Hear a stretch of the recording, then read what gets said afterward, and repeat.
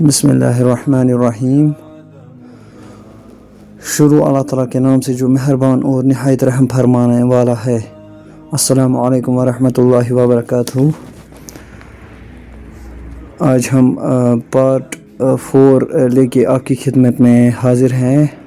جب زندگی شروع ہوگی، مصنف ابو یحییٰ۔ میں زاہد محمد آپ کی خدمت میں باب اول روز قیامت کا ٹاپک لے کر آپ کی خدمت میں حاضر ہوں۔ چلیے شروع کرتے ہیں۔ زندگی کے ہنگامے جاری تھے، بازاروں میں وہی چہل پہل اور گہما گہمی تھی۔ New York, Los Angeles, London, Paris, Shanghai, Delhi, Moscow, Karachi, Lahore, ہر جگہ رونق میلے لگے ہوئے تھے۔ رات کو دن کر دینے والی سیلابی روشنیوں میں 2020 کرکٹ کی میچ اور فٹ بال ورلڈ کپ کے مقابلے، ان کو دیکھتے اور تالیاں بجاتے تماشائی، پب اور بار میں شراب پیتے اور کلبوں میں اسٹرپٹیز دیکھتے بدمست لوگ، ہالی ووڈ اور بالی ووڈ کی ایکشن اور تھرلر فلموں میں اداکاروں کے جلوے اور ان جلووں کے شوقین تماش بین، فلموں، ڈراموں، stage, T V, belly dance اور فیشن شوز میں تھرکتی مٹکتی اپنے جسم کی نمائش کرتی ماڈلز اور اداکارائیں، اور اس نمائش سے اپنی تجوریاں برتے سرمایہ دار، نئے دور کے نئے فاتحین عالم، ملٹی نیشنل کمپنیوں کے مالکان اور ان کو اپنا علم و ہنر بیچ کر اپنے مستقبل کے خواب بننے والے باصلاحیت نوجوان، میڈیا کی چمک دمک، صحافت کے مرچ مسالے اور بازاری سیاست کے ماند پڑنے والے مکر و فریب کے ہنگامے، بازاروں میں گھومتے اور خریداری کرتے مرد و خواتین، ان کو بلاتی رجحاتی دکانیں اور دکاندار، عمرہ کے عشرت قدوں میں گونجتے ساز و آواز، غربا کے جھونپڑوں میں فقر و افلاس، شادیوں کی تقریبات میں خوشی کے نغمے، جنازوں اور ہسپتالوں میں غم و الم کے سائے، خدا کے نام پر اپنے مفادات کا تحفظ کرتے اہل مذہب، غریبوں اور ان کے مسائل سے ہمیشہ کی طرح بے نیاز اہل ثروت، کرپشن کی ناپاک کمائی سے اپنی جیبیں بھرتے سرکاری ملازم اور ملاوٹ و ذخیرہ اندوزی سے اپنی تجوریاں بھرتے ہوئے حرام خور تاجر، عوام کا استحصال اہل اقتدار اور دنیا پر اپنا غلبہ قائم رکھنے کے منصوبے بناتی سپر پاورز، سب اپنے اپنے مشغلوں اور کاموں میں مگن تھے۔ اہل زمین جو ہمیشہ سے کرتے آئے تھے وہی کر رہے تھے۔ ظلم و فساد کی داستانیں، دھوکہ و فریب کی کہانیاں، ہرس و ہوس کی دوڑ، غفلت اور سرکشی کے رویے، خدا اور آخرت فراموشی، سیاسی ہنگامے، معاشی جدوجہد، مذہبی جھگڑے، طبقاتی کشمکش، ہر چیز ہمیشہ کی طرح سے جاری تھی۔ پیغمبر علیہ السلام تو صدیوں پہلے آنے بند ہو گئے تھے۔ ایگریکلچرل ایج، انڈسٹریل ایج سے بدلی اور انڈسٹریل سے انفارمیشن ایج سے، مگر انسانی رویے نہ بدلے، ان کے غم بھی نہیں بدلے، وہی کاروبار اور وہی روزگار کی پریشانیاں، وہی عشق و محبت کی ناکامیاں، وہی موت اور بیماری کے مسائل۔ اس وقت بھی انسانوں کے ہاں ہر غم تھا سوائے غم آخرت کے، ہر خوف تھا سوائے خدا کے خوف کے۔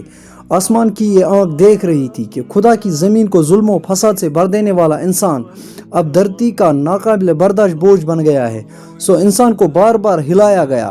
نبی آخر الزمان صلی اللہ علیہ وسلم کی پیشین گوئیاں پوری ہونے لگی۔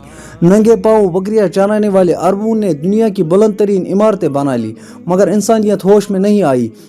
نوح علیہ السلام کے تیسرے بیٹے یافس کی اولاد یعنی یاجوج و ماجوج کی نسل دنیا کے پھاٹکوں کی مالک بن گئی۔ عظمت کی ہر بلندی سے یاجوج و ماجوج ساکنان دنیا پر یلغار کرنے لگے۔ برطانیہ، روس، امریکہ اور چائنا ایک کے بعد ایک دنیا کے اقتدار کی مسند پر فائز ہوتے گئے۔ آسمانی صحیفوں کی تمام پیشن گوئیاں پوری ہو گئی، مگر انسانیت پھر بھی ہوش میں نہ آئی۔ سونامی آئے، سیلاب آئے، زلزلے آئے، مگر انسانیت غفلت سے نہ نکلی۔ خدا نے انفارمیشن ایج پیدا کر دی۔ اس کے اجمی بندوں نے نبی عربی صلی اللہ علیہ وسلم کے پیغام کو اٹھایا اور انسانیت پر حجت تمام کر دی، مگر انسانیت پھر بھی نہ سنبھلی۔ قیامت سے قبل قیامت کی منظر کشی آخری درجے کر کے انسانیت کو جھنجھوڑ دیا گیا، مگر لوگوں کے رویے میں کوئی تبدیلی نہیں آئی، سو جسے آخرکار آنا تھا وہ آ گئی۔ اسرافیل علیہ السلام نے خدا کا حکم سنا اور سور ہاتھ میں اٹھا لیا۔ دیکھتے ہی دیکھتے قیامت آ گئی، سورج کی بساط لپیٹ دی گئی، تارے بے نور ہونے لگے، تارے بے نور ہونے لگے، ہمالیہ جیسے پہاڑ ہوا میں روئی کے مانند اڑنے لگے، کوہسار ریگزار بن گئے، سمندروں نے پہاڑ جتنی اونچی لہریں اٹھانا شروع کر دی، میدان سمندر بن گئی، زمین نے اپنے آتش فشاں بہار اگل دیے، وادیوں میں آگ کے دریا بہنے لگے، دھرتی نے اپنے سارے زلزلے باہر نکال پھینکے، زمین الٹ پلٹ ہو گئی، شہر کھنڈروں میں بدلنے لگے، عمارتیں خاک ہونے لگی، آبادیاں قبرستان کا منظر پیش کرنے لگی۔